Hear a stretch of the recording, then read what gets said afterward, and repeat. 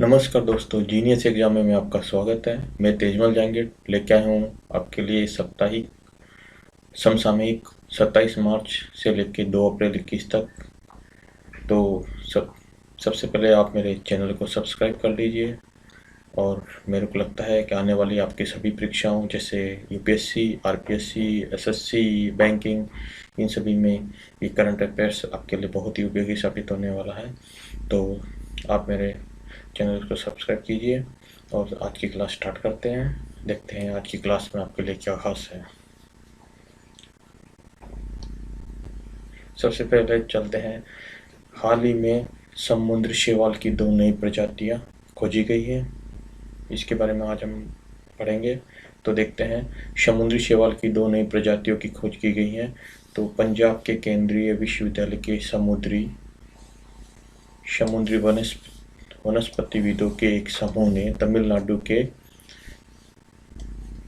के कन्याकुमारी, गुजरात और दमन दीव के तटों पर देशी समुद्री शैवाल की 2 प्रजातियां, ये देखो, हाइपेनिया इंडिका एवं हाइपेनिया बुलाटा की खोज की है।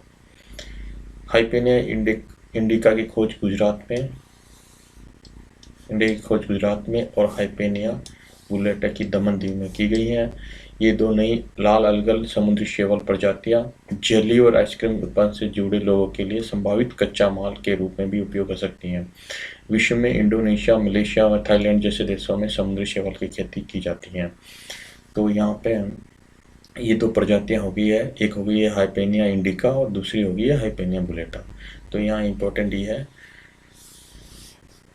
नेक्स्ट चलते हैं, भारत के प्रधान न्यायाधीश। आप सबको पता होगा कि सुप्रीम कोर्ट हमारा भारत का प्रधान कोर्ट है और इसके तहत पूरी जुडिशियल सर्विसेज जुड़ी है।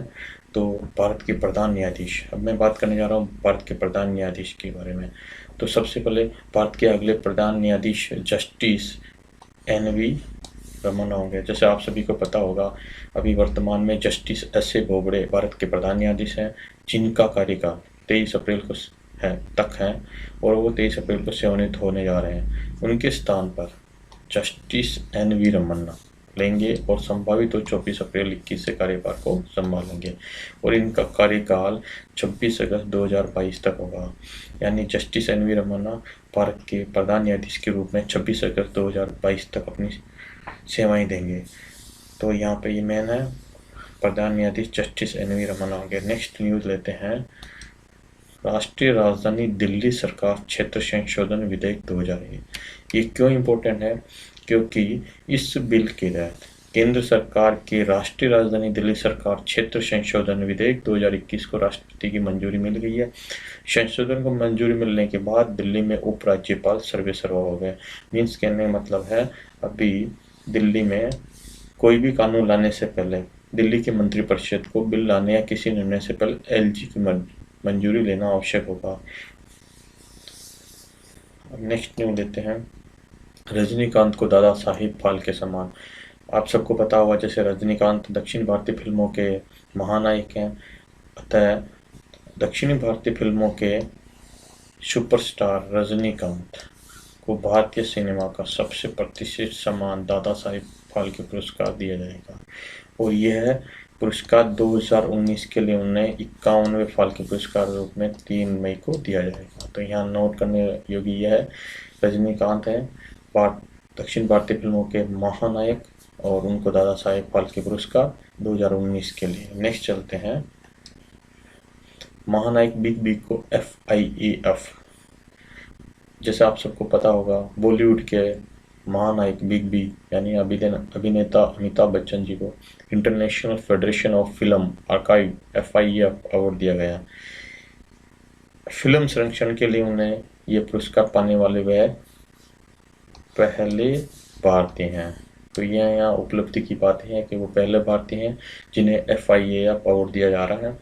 ये पुरस्कार उन्हें फिल्म निर्माता मार्टिन स्कॉर्सेसे और क्रिस्टोफर नोलन द्वारा दिया जाएगा और ये दोनों व्यक्ति इस पुरस्कार के पिछले प्राप्तकर्ता हैं।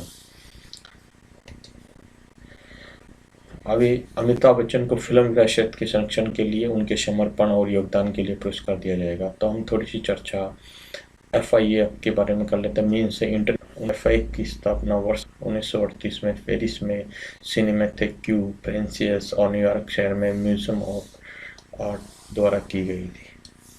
FIF चलचित्रों को इकट्ठा करने, संरक्षित करने और स्क्रीन करने के लिए समर्पित है, जो कला और संस्कृति के कार्य के साथ साथ एक ऐतिहासिक दस्तावेज के रूप में मूल्यवान है।